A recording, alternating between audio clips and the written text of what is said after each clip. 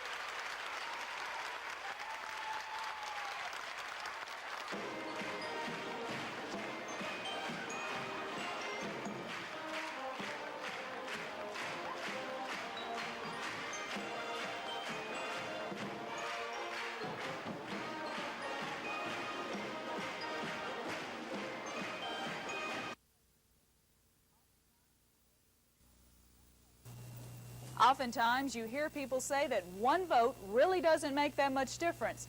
But in Montgomery County, Republican candidates could certainly disagree.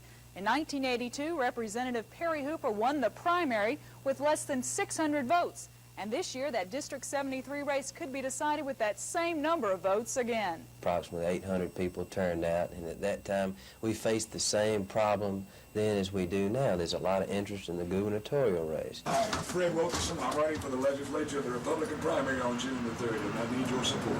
Republican candidates are taking to the streets to get their message out, that in this primary, every vote counts. Many Republican candidates say the tighter the gubernatorial race gets, the fewer people will vote in the Republican primary. Some candidates are urging voters to cast ballots in the Republican primary on June 3rd and then vote in the Democratic runoff 3 weeks later, a practice the county head of the Democratic Party says is against state law and party regulations. Democrats traditionally oppose an open primary system which enables voters to cross over selecting candidates in either primary. But many Republicans like the idea. I would be very much in favor of an open primary. Any chances of that happening? I doubt it. I doubt that. Because while Republicans may hold the upper hand in certain races, the leverage in the legislature is undeniably with the Democrats. Lisa Walsh, WSFA News 12.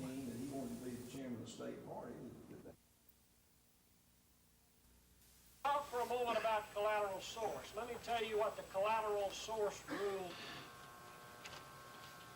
So we appreciate all of these people being here, and we don't always agree on every issue that confronts us.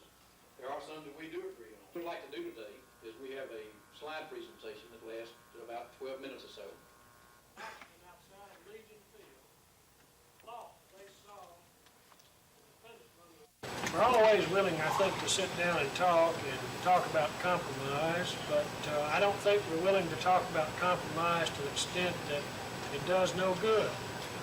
If we can get a package that we think will indeed help solve this problem, that's great. We have no pride in authorship. But unless we can get enough significant refinements to the system to make the change meaningful, I think we'll have to keep on fighting. State legislature, business, in looking at all of these problems and finding the ways to where we can identify finally that group of people who would be, in fact, uncompensated care or indigent care patients. It's for that group of people that would be coming back to the state committee and then subsequently to the legislature after the first of the year with a specific recommendation in regard to this problem.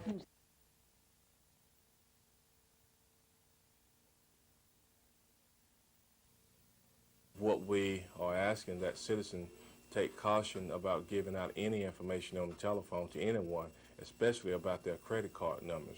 One other thing they need to pay particular attention to is that when they go out shopping and charge something in the little carbon piece of paper that's in between the bill, just don't throw that paper on the floor somewhere. Take the time to tear it up or take it home with you and dispose of it properly.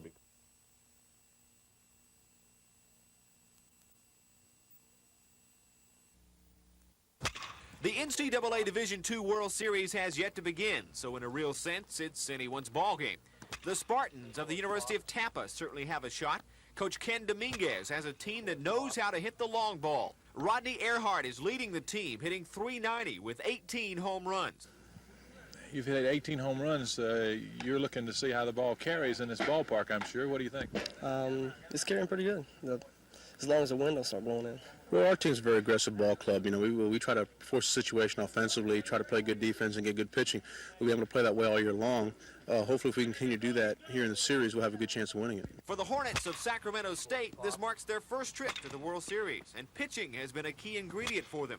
They have 5 strong starters, led by Keith Brown, who is 9-4 this year. When I started recruiting last year, right after the regionals, my main goal was to surround this ball club with a pitching staff that could go to the Western Regionals and win, and go to the World Series and be competitive. And finally, a team that should be of great interest in this area, Mankato State out of Mankato, Minnesota.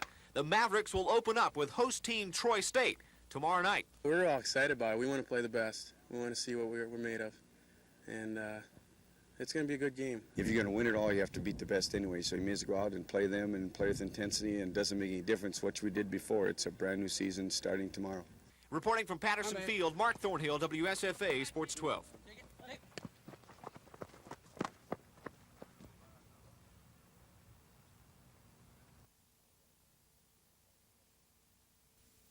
Where I'm going, I'm just going to get on a plane and go and call back home in a week or so and say, after that day, I'm taking a vacation, and I'm not going to, well, I probably won't tell my parents or my lawyers where I'm going. I'm just going to get on a plane and go and call back home in a week or so and say, this is what I want to do.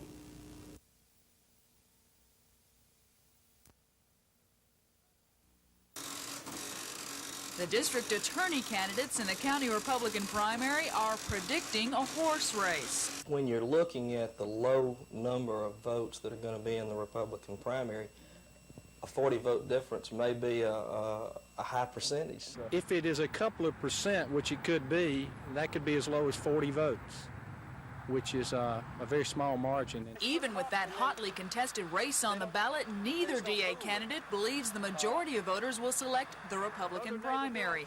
Oddly enough, the county Democratic Party head believes more will vote in the Republican primary 10 to 12, 15,000 than the Republican Party head does. At 2,000. Most Republican candidates think along the lines of their chairperson. While nearly 30,000 voters could vote in the District 74 race, the Republican candidates don't foresee a heavy turnout. I seriously think there's going to be 2,000 or 3,000 people, but most people think there's going to be less than 1,000.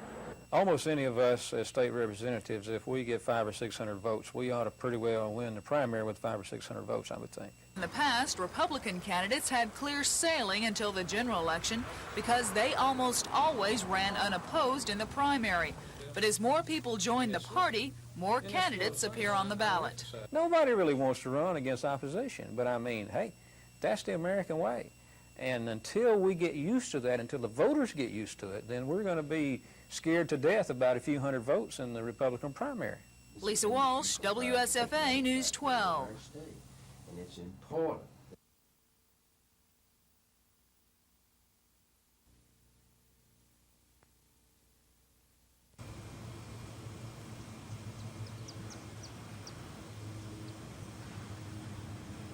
Commendable compared to 1984. The commitment to excellence. Program, more when we first got here. There is a need for more money in Lowndes County, certainly. They could use 10 times as much money as they have, and probably more than that. There's still a need for more money. But that money's not the answer to some of the problems that was hurting Lowndes County. And I think it's just a lack of self-confidence. With the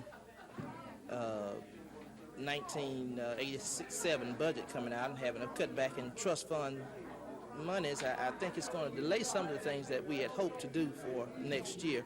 However, I think they're all within reach in the next few years.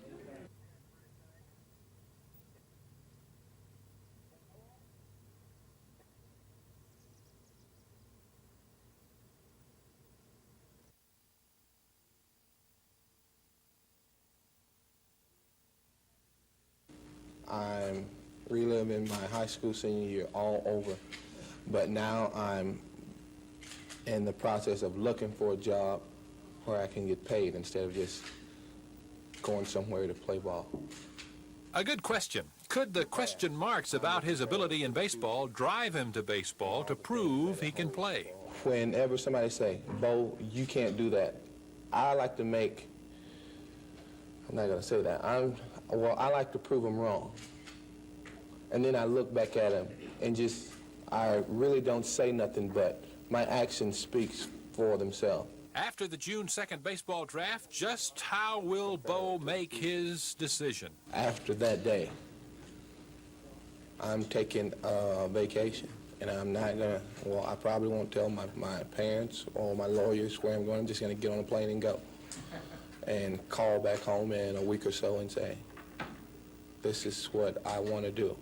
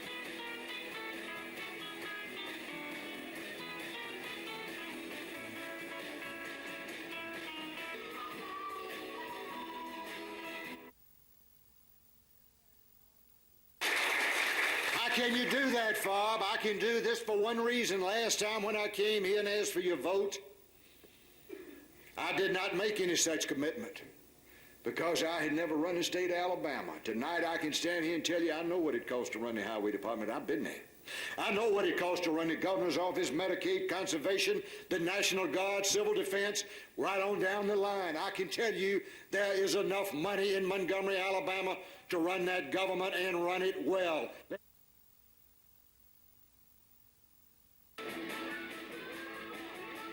To serve as governor. In the next administration, decisions will be made that will set the course of this state as we move into the next century. Your governor will be the architect of those decisions.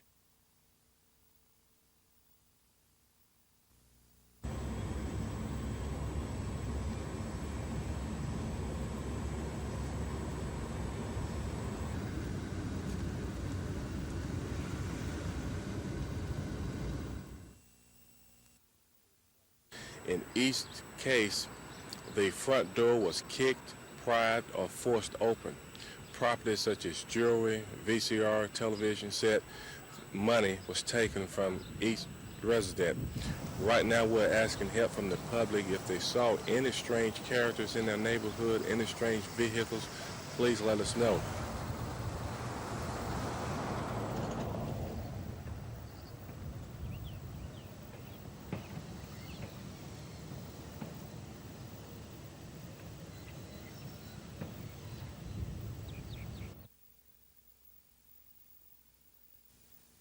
What you want to do. You know, if you look back in the history of Alabama, Senator Sparks, 5%, you know, structurally known. Maybe not statistically out there. So I say we've got your help. Just give it to somebody. I saw you a while ago. That's right. Cam? Richard Shelf. Appreciate your help. The U.S. Senate. Thank you. As far as knocking that off, see if they put the credit unions and put the tax like they were trying to, then it'll really do a lick on it. Richard Shelf, appreciate your help. The U.S. Senate. Thank you. Thank you. I'm gonna go behind that. Oh, I'm for knocking that off. See if they put the priorities. Well, my main priorities, and I've been talking about it all over Alabama, is he knows what he's voted for. He's voted against it 4 times last year.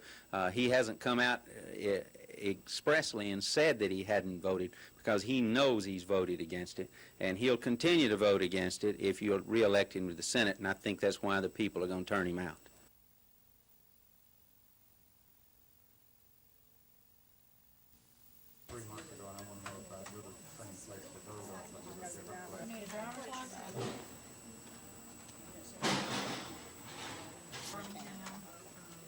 I'll just keep this if you... Okay. Okay, and you're going to stay with us now. You are?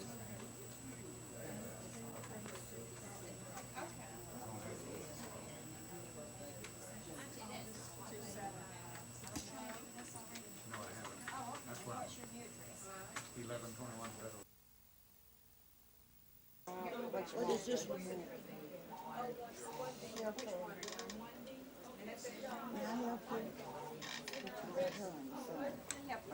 I moved about 3 months ago, and I want to know if I do the same place for those or if I do a different place. Approximately how long have you been in Montgomery County? I'll just keep this if you... Okay. Okay, and you're going to stay with us now. You are a citizen. You've been convicted in defense of any kind or declared mentally incompetent. Are you registered anywhere else? What is this one?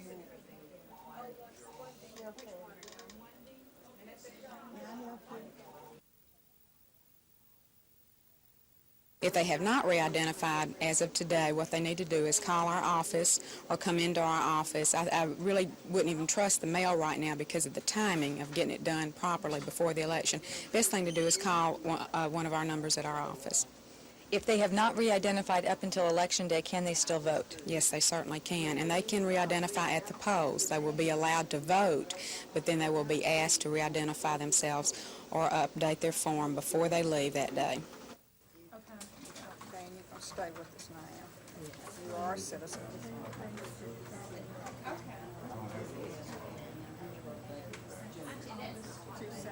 If you read this.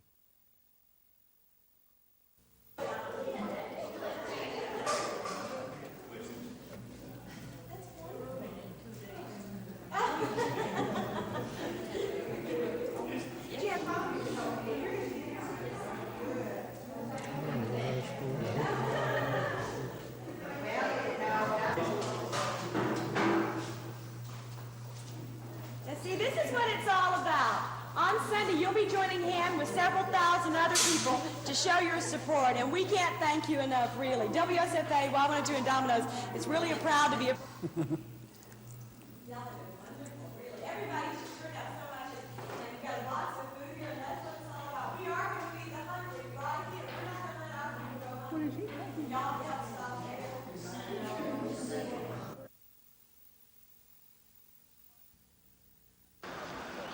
State Department of Education Attorney David Boyd today asked the National Evaluation Systems Vice President why the company didn't establish a separate panel of minorities to review the test. Dr. Paula Nassif replied, quote, "We felt that a procedure that involved multiple reviews for bias by qualified content experts at several stages of the process was a far better way to ensure that the final test questions were as free from bias as possible." Federal Judge Myron Thompson is hearing the trial, even though a federal appeals court may rule the trial is unnecessary. Thompson's February 5th decision allowing the state to withdraw from a previous settlement with the plaintiffs is now before the 11th U.S. Circuit Court of Appeals in Atlanta. Meanwhile, the trial in Montgomery continues. The trial will resume on June 2nd, and attorneys expect it will last at least through the end of that week. Lisa Walsh, WSFA News 12.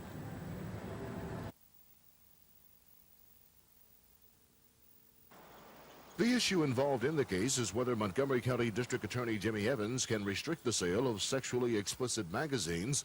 Lawyers representing Playboy, Penthouse, and the ACLU have asked federal judge Myron Thompson to issue a permanent injunction against Evans. Robert Seagal contends that Evans harassed local retailers. Any little retailer, and I don't care if you're talking about the Bible or any kind of literature, they're not going to withstand threats from a district attorney when they don't have the money to fight it. It's economically not that important a thing to them. They're just going to stop selling it, whatever it is, when the district attorney arbitrarily makes a decision that something shouldn't be sold in Montgomery. But Montgomery County Attorney Tommy Gallion says otherwise. The issue is whether the district attorney has the right, or actually has the duty, to proceed in a manner in which he would any other criminal case or against any other person who would be violating or have probable cause to believe has violated a criminal law. Both sides were given until next week to file closing briefs in the case. No decision in this case is expected from federal judge Myron Thompson for at least 2 weeks. Chet Johnson, WSFA News 12 at Montgomery Federal Court.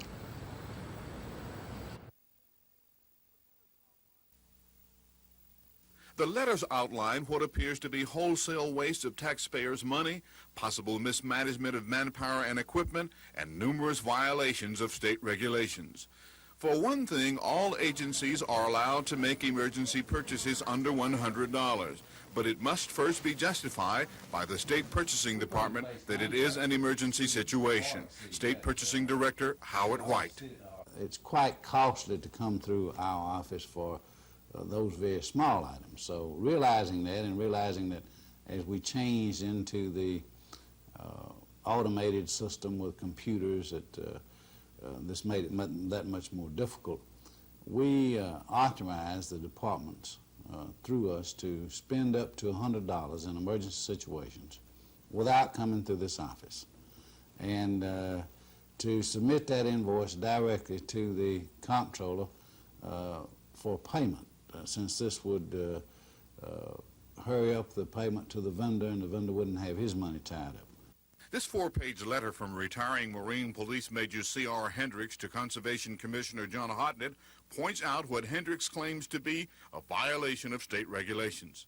Hendricks points to the Marine Police Division's purchase of 10 truck bumpers from Dorsey Motors of Prattville at a total cost of $757, but in violation of state regulations.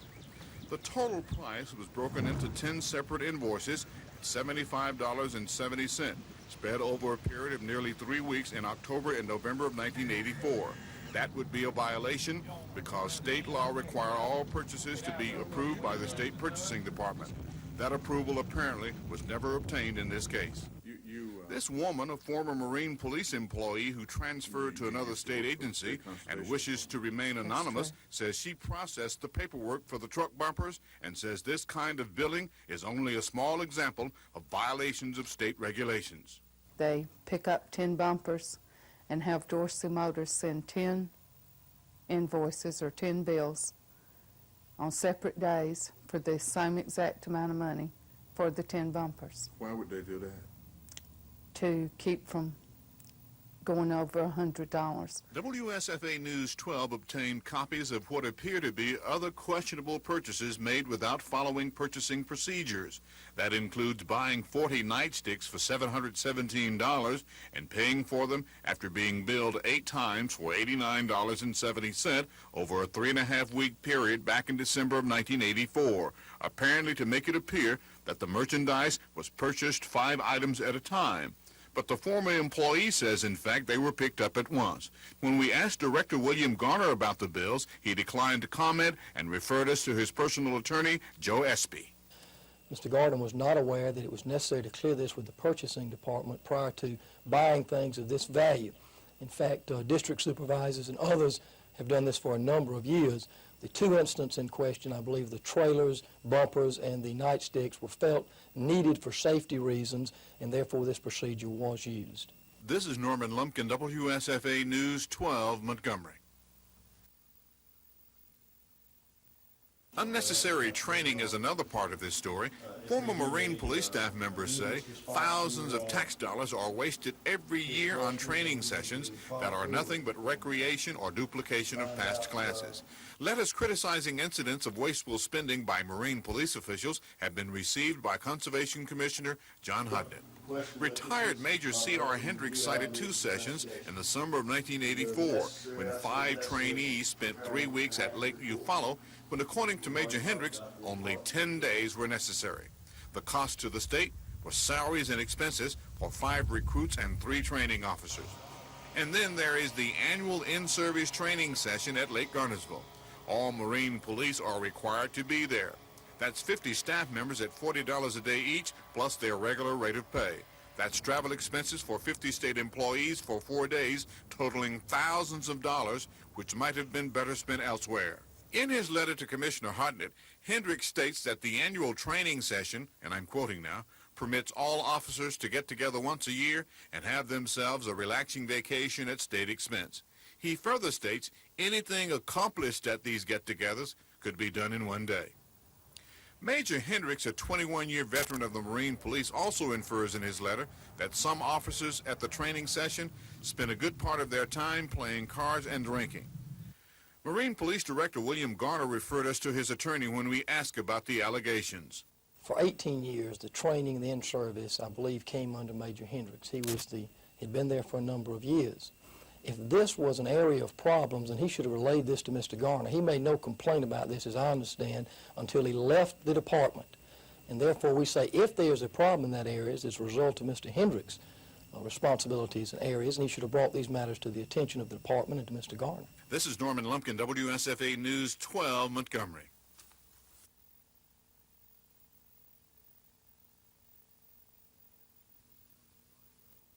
Mismanagement is another charge leveled against Marine Patrol Director William Garner by present and former staff members. They have questions about the way in which Marine Patrol boats were allegedly given to other law enforcement agencies, possibly in violation of state law. That law requires such items to be taken to the state salvage yard, with the proceeds going to the agency.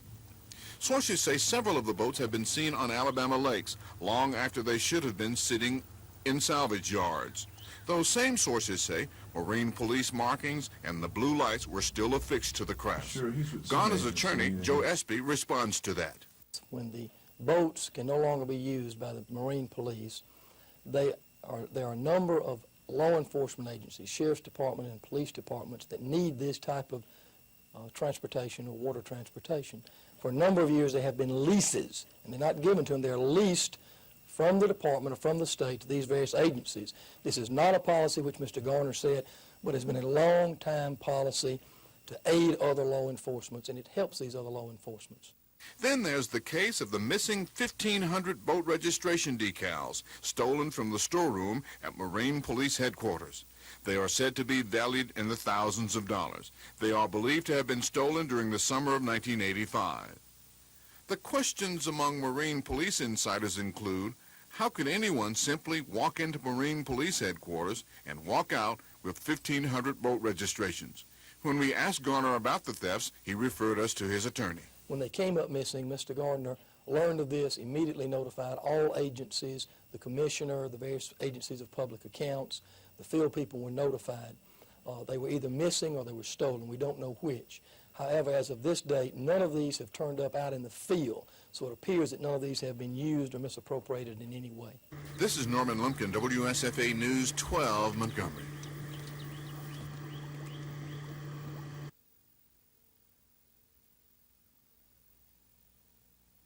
WSFA News 12 has obtained a copy of a letter of reprimand to William Garner from his boss, John Hodnett. Hodnett cites Garner for 4 incidents. They include failure to attend meetings that Garner himself had requested, for leaving Marine Patrol officers unsupervised, and for neglecting to notify Hodnett's office that Garner wasn't coming to work. Garner was also cited for disobeying an order. Dr. Bud Cardinal, a member of the Conservation Department's Advisory Board, says his group is aware of administrative problems at Marine Patrol, but that Commissioner Hodnett is tangled by red tape in his efforts to deal with those problems. It hamstrings administrative people in state government. They cannot handle an employee that is belligerent, not doing what he's supposed to do. The time involved in doing it, in a number of court cases, as you see, that do come up when they try to actually dismiss employees on grounds that someone thinks are not proper, is just a hazard for administrative level people. One final question, Dr. Cardinal. We know that Conservation Commissioner Hodnett has reprimanded Mr. Garner, who is head of the Marine Patrol. Correct. That is all that the commissioner can do under the merit system rule. Unless there was an illegal act which he could pursue. The auditors have informed him that there are no illegal acts. There's mismanagement. That's true. According to the ongoing audit. He has addressed these mismanagement areas. He, meaning Commissioner Hodnett. Commissioner Hodnett unilaterally has done this. Are you aware of the ABI investigation that is going on within the Marine Patrol Division? Yes, sir. And with that going on, he certainly is in a position to do absolutely nothing. On another matter, in the area of wasteful spending by Marine Patrol, this car is assigned to Marine Patrol Director William Garner. Our sources say he didn't want the regular wheel covers and black wall tires that came on all the cars, so he used emergency purchasing procedures against state regulations and split bids to keep purchases under $100, and had the new white wall tires and wire wheels installed on his vehicle, all at additional and unnecessary cost to Alabama taxpayers. This is Norman Lumpkin, WSFA News 12, Montgomery.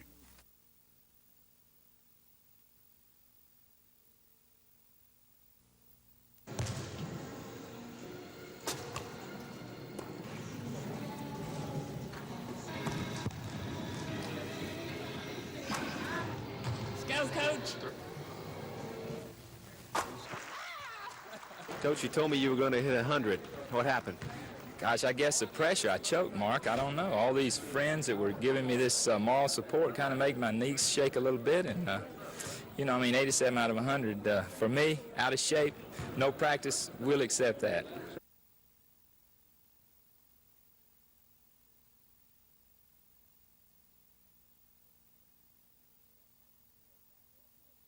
I'd add Mark Thornhill is out there for a live up-to-the-minute report. Mark.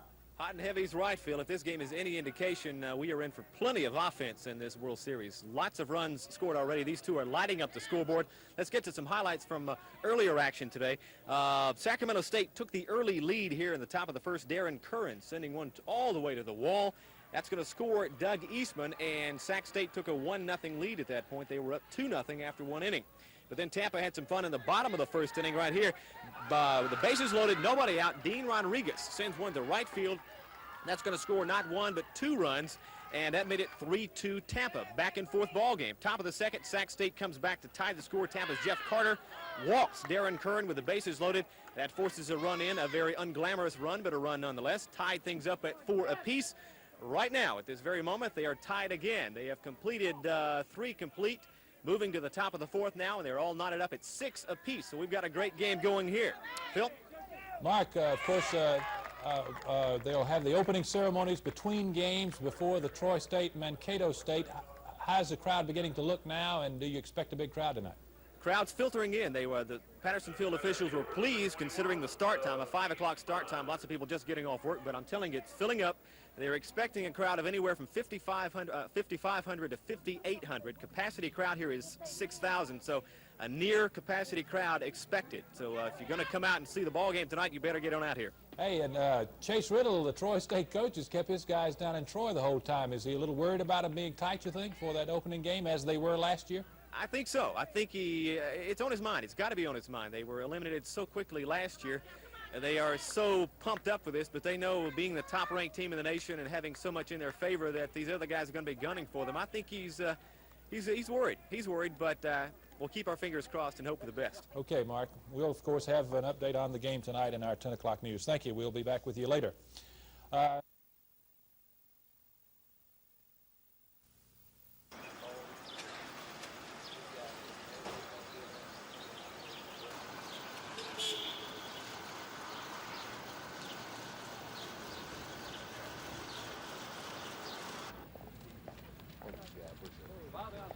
Mr. Evans, in good faith, simply wanted to say, look, you don't know what is and what isn't. You didn't know some of this stuff. See, all we're saying is to, in fact, remove it from your shelves. Now, this Playboy and Penthouse, the main plaintiffs in this case, were excluded. Prosecutions were retaliatory. The court's already made a finding of that. What we're here today, though, is to try to stop the district attorney from forcing people to enter into agreements determining that something is obscene before it's ever even published.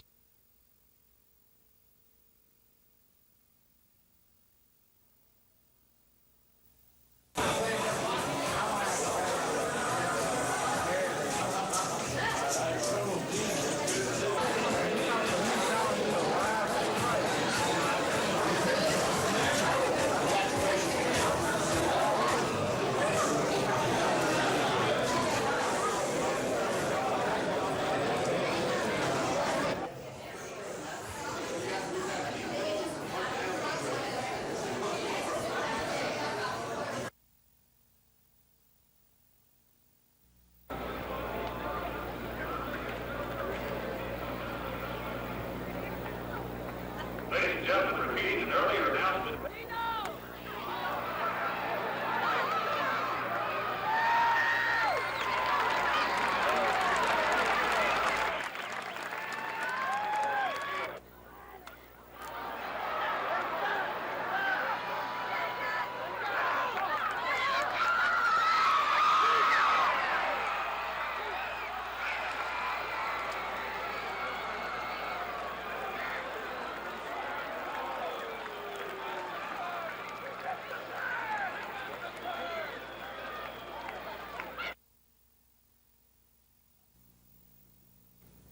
A slugfest in the opening game with Sacramento State's Darren Curran driving a ball to the wall, scoring center fielder Doug Eastman, who hit single.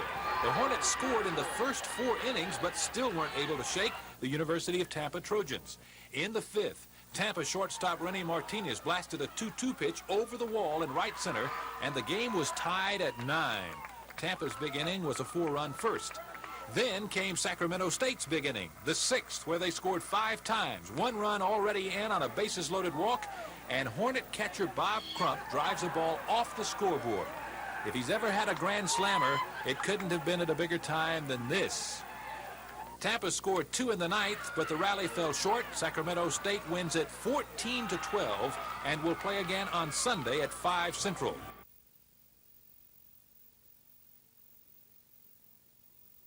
The Division II College World Series in Montgomery, Alabama.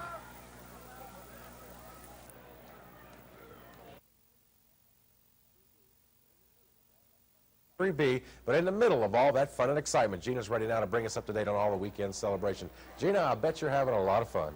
Dan, you know me too well. You put me right in the middle of the best little warehouse in Dixie, and you're right. Where else would I be but here where Pink Cadillac is playing, of course, and Pink Cadillac is not the only group tonight. We've had Rob Thornhill, Willie G in the group, and lots of people tonight. It's been wonderful.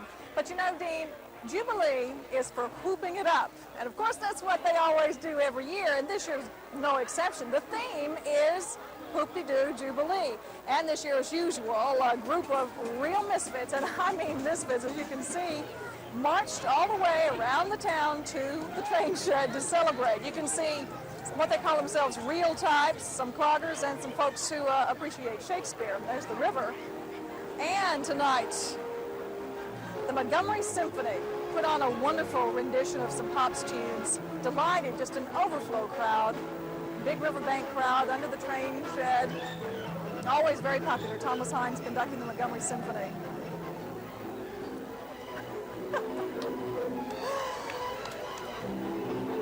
Together, won't you make welcome to Williams and all that jazz? All right. A terrific crowd out tonight. Everybody's sitting on the banks, and the crowd has moved out to the warehouse now. Everything is taking place out here. And of course, tomorrow things get going at 7:30. We have the Jubilee Run, people running 2, 5, and 8 miles. All that gets going at 7:30 tomorrow. Then, of course, on the grounds out in front of the train shed, we'll have all kinds of carnival rides, booths, food galore. That's always fun at Jubilee. And under the train shed will be arts and crafts. And then, of course, we'll come back over to the warehouse, and there'll be a lot more entertainment. There'll be a talent show, lots of bands and entertainers vying for the title of the best performer. So it's something that if you've never been to Jubilee, you definitely need to come. And, of course, if you've been, you know you want to come back. A lot of fun for everybody. And, Dean, I hope you'll come out. Of course, we're going to be out there tomorrow. We're going to have a news crew out there, and a bunch of other folks are going to be out there walking around. And, of course, there is something for everybody out there. And I know that if anybody goes in downtown tomorrow, they can see you out there having fun on your day off. Ah, you're right. I will definitely be here. And a little plug I want to get in is for the Hands Across Montgomery. Of course, WSFA, Domino's Pizza, Y102, all sponsoring this. And we will have a sign-up booth here at Jubilee for people to sign up to get involved in Hands Across Montgomery, which is on Sunday. And Rich Thomas has promised us good weather for tomorrow and hopefully into Sunday. I don't want to put Rich on the spot. No, Rich has already promised us a great weekend. We want to hurry up and quick turn to Mark Thornhill. He's got a score for us. Still 1-0 in the fifth now, so they're still going on. 1-0 Troy State. Go Trojans. Thank you, Mark. That's all the news for now. Thanks for... They put the shrimp salad out and the fried chicken to feed them. All right, I don't understand. That's why I can't understand. Based down here, you know. When I had it, I can tell you the days they took it over, they passed it. So then the others took over. The 1st of April, there's food, that's why. So many of the local companies would have given me Money, unless she needs me in between. And I don't understand this. It just does not make sense. Now, my friend and I went around to the...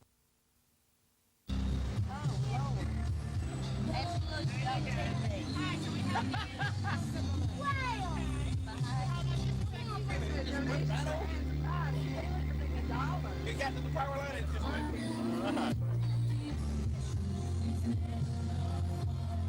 I needed that. Close that car door.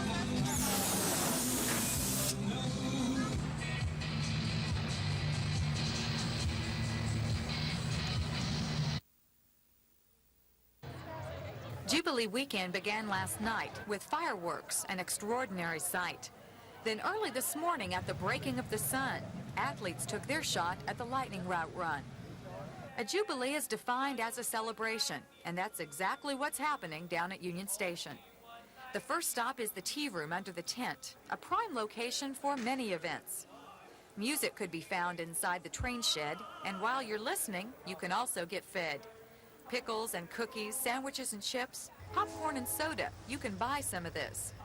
And after you've eaten all you can buy and gazed with amazement at balloons in the sky, you can cool yourself with a political fan or listen to the sounds of a Dixieland band.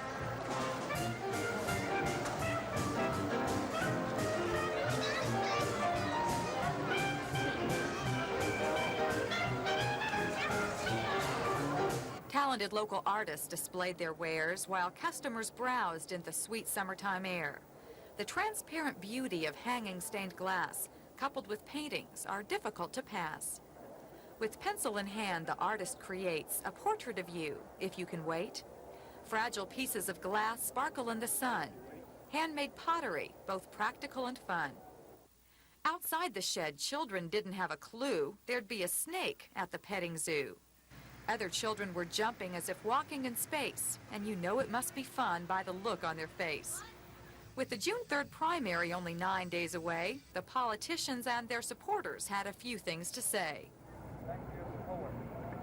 Local media were present today, including the #1 TV station, WSFA, registering folks like you and me to join tomorrow's Hands Across Montgomery. And in the Civic Center, a sample of the best Montgomery has, with Ronnie Cole and company, and all that jazz.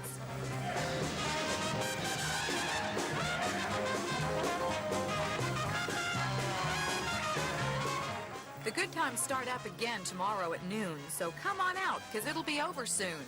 Reporting from where you ought to be, Carrie Gordon, WSFA News 12 at the Jubilee.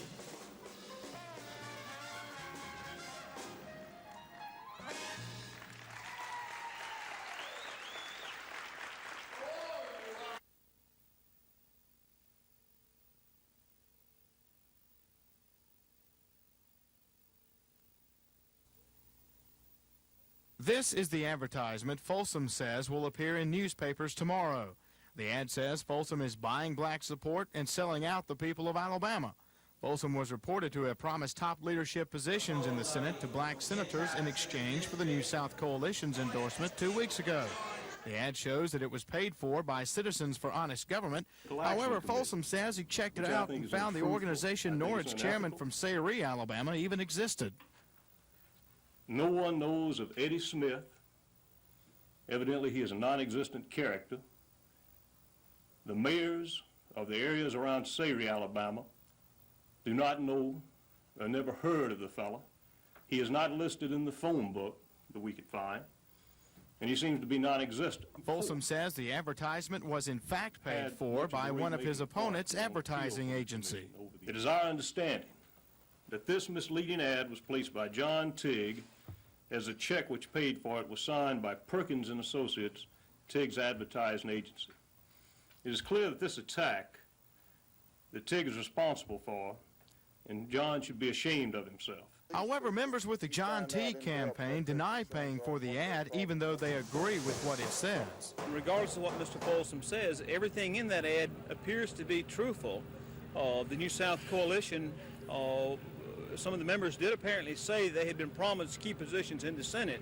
I don't think Senator Fred Horn would make up a story like that he gave to the advertiser. Scott Adcock, WSFA News 12, Montgomery.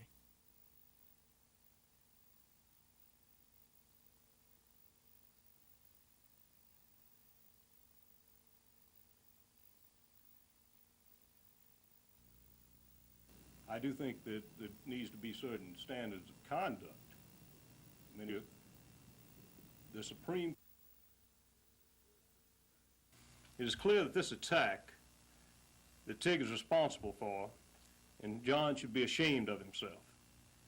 This is clearly a desperate attempt by a candidate who is doing badly in the polls to lie to the people of Alabama in hopes of misleading them. This goes against all Christian and ethical principles.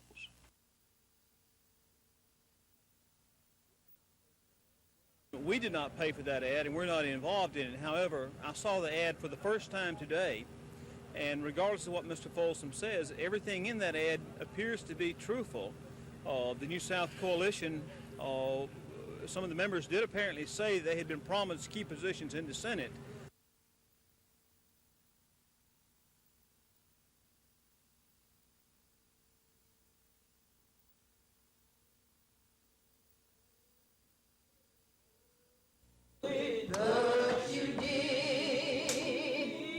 More than 50 relatives and friends met at the Friendship Baptist Church near the Independence community to hold a prayer service as a memorial to the death of MacArthur Motley.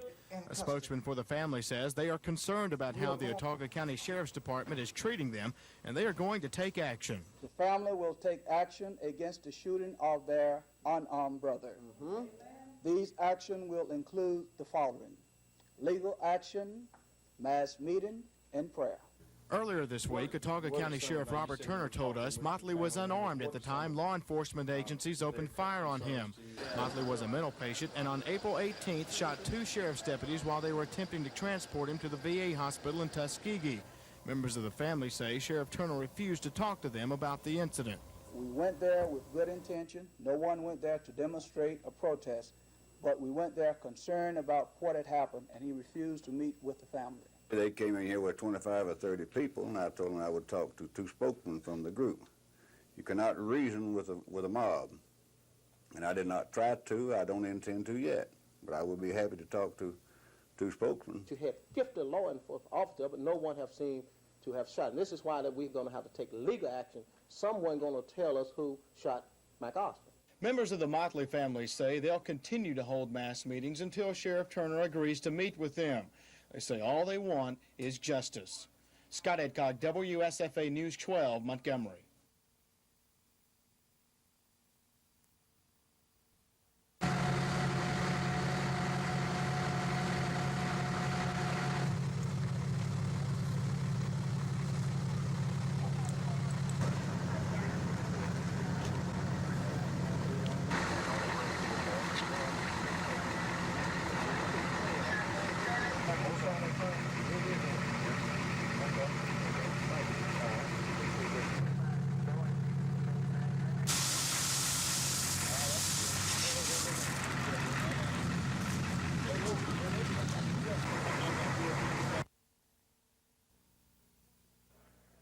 Troy State held a 2-0 lead until the 6th inning. Starting pitcher Mike Perez was rocked for 3 unearned runs. Mancato's Dean Combs singled to bring home 2 runs for a 3-2 lead. And things went from bad to worse for Troy. Reliever Scott Baldwin walked the bases loaded, forcing Trojan coach Chase Riddle to bring in starter Tom Volant. This Fritz Polka sacrifice fly made it 6-2 Mankato State. Troy added a pair of runs in the 8th. Mark Smart singled to right, driving in 2 runs, but got a break when right fielder Dean Combs let the ball roll through his legs. Smart tried for the 2-bagger on the error, but was cut down at second. And with the score 6-4 Mankato, Troy was 3 outs away from losing its opening game. Maverick starter Wes Weber was yanked after he walked leadoff batter Richard Pope. Reliever Scott Toop got Warring Arrington to ground out, but fell behind and walked the next 2 batters, loading the bases for cleanup batter Wendell Stevens. And what happened next has to be the dream of every baseball player. Stevens fouled off 4 consecutive pitches to the right side, and facing an 0-2 count, hammered this pitch just to the right of the 380 sign in center field.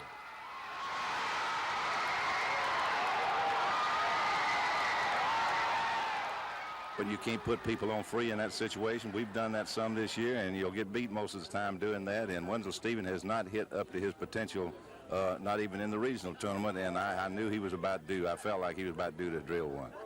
I was just trying to hit it hard and at least get 1 run in, you know, get the ball deep. And I was looking for the fastball. I was going to take my best cut at the fastball and just, you know, try to hit the curveball, adjust the curveball, but he gave me a fastball, and I was fortunate enough to get it out of the park. Did you think it was over when you hit it? Yeah, I felt like it was gone. But, you know, I knew it was deep enough to at least get 1 in.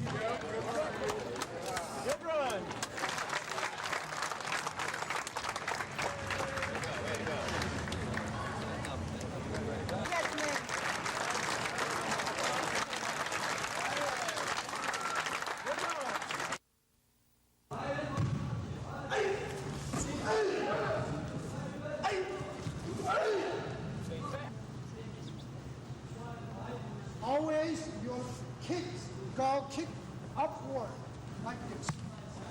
1961, I met Chuck Norris. He came in Korea as a U.S. Air Force soldier, and he walked in my classes, and I started to teach him in the Tang Sui Do.